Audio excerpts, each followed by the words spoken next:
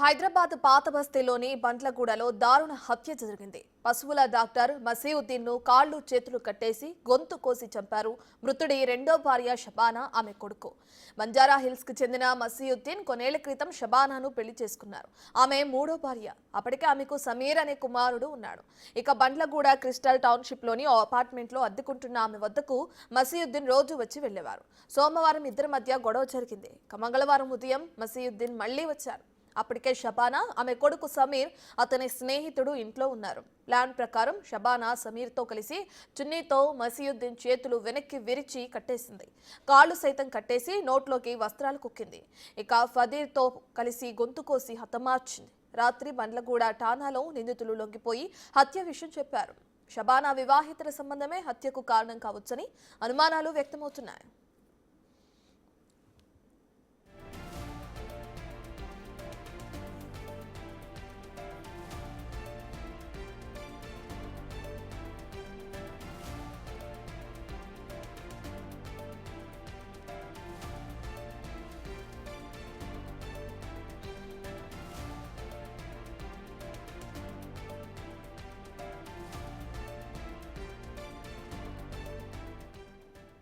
పూర్తి డీటెయిల్స్ అందించడానికి మా ప్రతినిధి సుజాత లైవ్ లో జాయిన్ అవుతున్నారు. రైట్ సుజాత, హత్యకు గల కారణాలు తెలిసినాయా? పోలీసుల విచారణ ఎక్కడి వరకు వచ్చింది? రత్న, పాత బస్తీలో నిన్న జరిగినటువంటి హత్య ప్రస్తుతం పోలీసులు కేసుని ఇన్వెస్టిగేషన్ చేస్తున్నారు. సెకండ్ ఫ్లోర్లో ఉంటున్నటువంటి షబానా తన కొడుకుతో గత కొన్ని సంవత్సరాల నుంచి ఇక్కడే ఉంటుంది.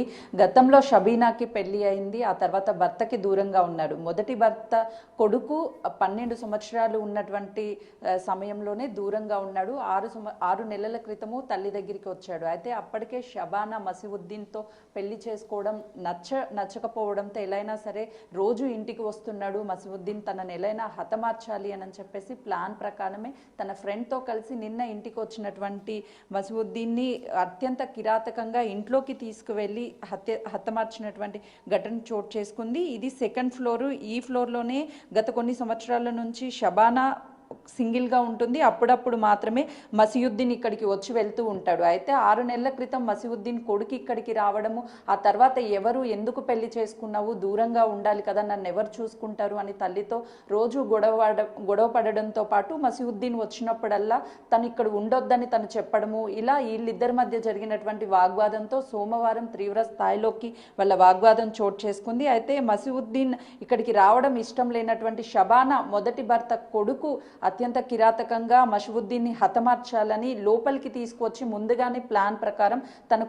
తన కొడుకు అదేవిధంగా షబానాతో పాటు కొడుకు ఫ్రెండ్ని తీసుకొచ్చి లోపలికి రాగానే మొదట చేతులు రెండింటిని చున్నీతో కట్టేసి నోట్లో బట్టల్ని కుక్కి బయటికి సౌండ్స్ రాకుండా అత్యంత దారుణంగా తనని హతమార్చినటువంటి ఘటన చోటు చేసుకోవడంతో ఈ ఫ్లోర్లో కేవలము 2 హౌసెస్ మాత్రమే ఉన్నాయి. ఈ ఫ్లోర్కి మొత్తం ఈ బిల్డింగ్ 3 ఫ్లోర్లు ఉంటుంది.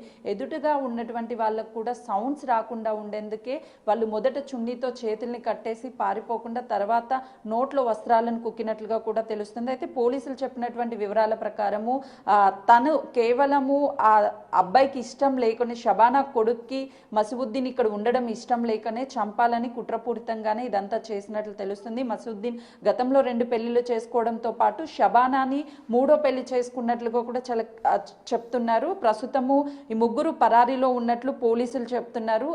ఇక్కడికి వచ్చినటువంటి వాళ్ళు 6 నెలల క్రితమే షబానా కొడుకు ఇక్కడికి వచ్చాడు కాబట్టి తనకి మా పెళ్లి చేసుకున్న విషయాలు కానీ ఏమీ తెలియదు, ఎవరో ఇంట్లోకి వచ్చి ఉండడం ఏంటి, నీతో ఉంటే నేనే ఉండాలి, ఎవరు ఉండొద్దు అని చెప్పేసి తల్లిని పలుమార్లు చిత్రహింసలు పెట్టినట్లు తెలుస్తుంది. ఆ తర్వాత ఇక్కడికి వచ్చినటువంటి మసీవుద్దీన్ని హతమార్చారు. ప్రస్తుతం క్లూస్ టీమ్ అన్ని వివరాలను సేకరించింది. ఇంటికి లాక్ని చేసింది, లాక్ని వేసింది. లోపలిని ఎవరిని కూడా ప్రస్తుతం అయితే అందుబాటులో లేరు.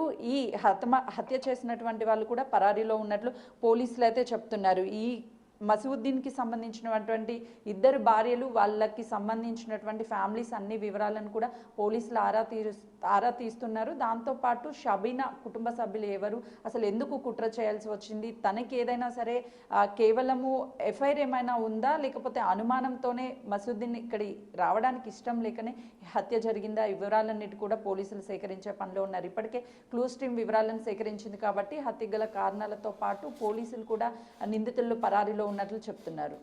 Right, thank you Sujatha.